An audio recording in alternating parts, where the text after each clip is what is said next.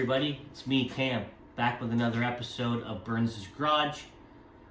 Like to take this opportunity to just apologize, say that I didn't get any content put up last week.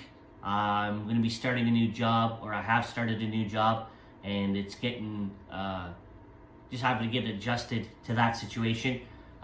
Didn't leave me much time to get out in the garage and get anything done. This week as well, it's been pretty cold, not really getting much accomplished. So what I'm going to do is I'm just going to take you for a little tour of my shop, show you what I got on the walls, some of my art, some of my prized possessions, and then I'm going to sit down and break down what the final end cost was for me to build the box for the 46. Alright, so first off, I have a little fab table here. It's absolutely cluttered with junk and my sheet metal brake that I built. Above that, you normally see that in my opening videos. That's my Burns' Garage sign, established in 2014. That's when we moved into the house here, Lindsay and I. Some billet-proof, I believe there's like swap meet flyers and stuff like that. Some Keith Wiesner artwork here, the Rodder's Toolbox, Speed and Style. If you're not aware of who Keith Wiesner is, or you're a young guy just getting into hot rodding, go check him out. He's a member of the club, the Burbank Choppers, which is an amazing car club in California with some wicked historic significance as well. Toolbox, you know how that goes, guys. You're near and dear to your hearts, pets, wives, family members, and hopes and dreams. So I've got a few things there. There's a Super Test sign there. That's one of a few you'll see. A recurring theme of Super Test through my shop. It was a Canadian owned and operated gas station, and my grandfather was a part of it in the 50s and 60s. I have my old school clock here. Now that was in all my dad's hobby shops growing up, so I've held on to that, had it for a really long time. Some airbrushing, Think Fink, Confessions of a Rat Fink. I was about 8 or 9 years old when I was introduced to Ed Roth and the Rat Fink. A friend of my dad's used to call me the little Rat Fink all the time. And I used to wear all the Mad Modeler shirts and the stuff like that as a kid. The little Rat Fink hat. I thought that everybody knew who Rat Fink was, but as I got older, it turned out that nobody really knew who he was, except for some of the guys like in the car circuit or circle. My Hot Wheels, funny story, this little guy here, I wouldn't play with any other Hot Wheels other than the Hot Rod Hot Wheels as a kid, so I had to have one of those in order to play. Got some pictures here. That's Lindsay's dad and my dad. Unfortunately, we lost both of them. My goalie mask, that was my dad's actual mask that he wore. He was the legendary Boots Burns of the Postal League. My dad never learned how to skate, so he used to play in a big old pair of steel-toe rubber boots. Pretty funny. This mask was painted up by a friend of my dad's for me later on, so I could play ball hockey with it. So I got that around probably 10 years old, so had that a long time. Some parts in the boxes, Transpac, things like that. There's the Mad Modeler. I must have had every color shirt with the Mad Modeler on it growing up. Some more pictures of the old man, my sister as a baby. There's Rat Fink again. This can here was painted by Rick as well. Hand painted, all hand done. I watched them do it. Now that was painted in 1993, so I was only 10 years old at that time. So you can imagine, not too many 10-year-old kids had interest in Von Dutch, in knowing who he was and stuff like that. So I've always really had an interest in hot rodding and really loved it.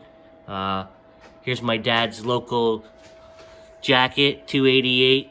He was a letter carrier in the Scarborough area. He absolutely was totally proud of being a postman. Loved that job. A few other things as we kick around. Here, you can't pass by Steve McQueen. Steve McQueen is absolutely the official king of cool. If you don't know much about Steve McQueen, gotta check him out. He actually hung around Von Dutch, or Von Dutch hung around him on a lot of the movie sets. They did a lot of cool things together. That's something I just recently learned too, and I thought that was so cool. Got my pedal car from up here from when I was a kid. My dad had pedal cars for my sister and I both. My sister's got an amazing Buick replica. Got some, my shelves of paints and stuff like that. Everybody's got that kind of stuff. Some more bulletproof. Now I want to get to this one down here. This is a Robert Williams Deuces Wild. Shows you every possible form of the 32. Okay. Now, Robert Williams has some amazing significance in the hot rodding world. First of all, not only is one of the coolest artists ever out there, he did the album cover for Appetite for Destruction for the Guns N' Roses, and he's actually the man that's credited with starting Rat Rods. Apparently, he was one of the first guys that used to just roll around in primer and kind of have a ratty rod, and it took off from there. So a little history lesson on that. If you're a young guy, get out there, search the internet, check all that stuff out, these names out: Keith Wiesner, Robert Williams, Von Dutch, okay, Steve McQueen, all super cool guys. They don't make them like that anymore. It's too bad. But what we gotta do is we gotta, as young guys, we gotta learn this stuff, and hopefully we can pass it on to another generation the same way that my dad and my dad's buddies passed it down to me. So that's about it. Not gonna ramble too much more. I'm gonna get over to the blackboard and we're gonna talk about what this box costs to build. Okay, so if I haven't put you to sleep yet with my rambling or haven't clicked off this video yet, the box, the final cost, LEDs $15, plywood for the tonneau cover $23, plywood for the floor was $11 because I used unfinished stuff, hinges were $15, sheet metal was $40 for the 8 sheets. I used 7 sheets to build the box, so I still got 1 left over. The 2x4 wood that I used was free. The 2 bed frames I used for the angle iron were free. The hood pins were $23. So I ended up with a grand total of $127.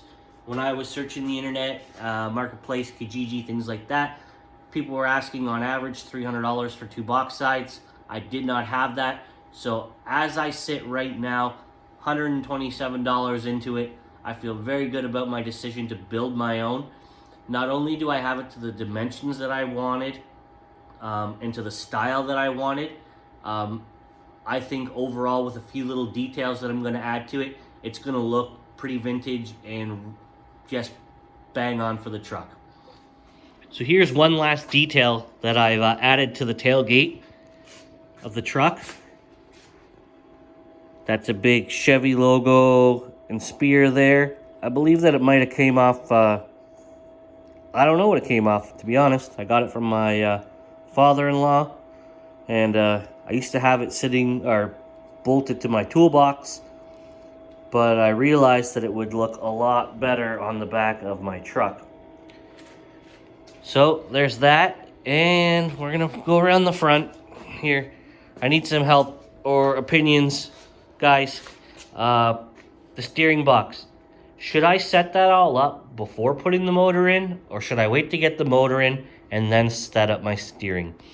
This is the first full ground up build that I've done, so I have some questions about when it comes to things like this, because I could see myself getting this steering setup all done and then having to cut it all back out to fit the motor in. So any insight on that, I'd love to see in the comments. Greatly appreciated.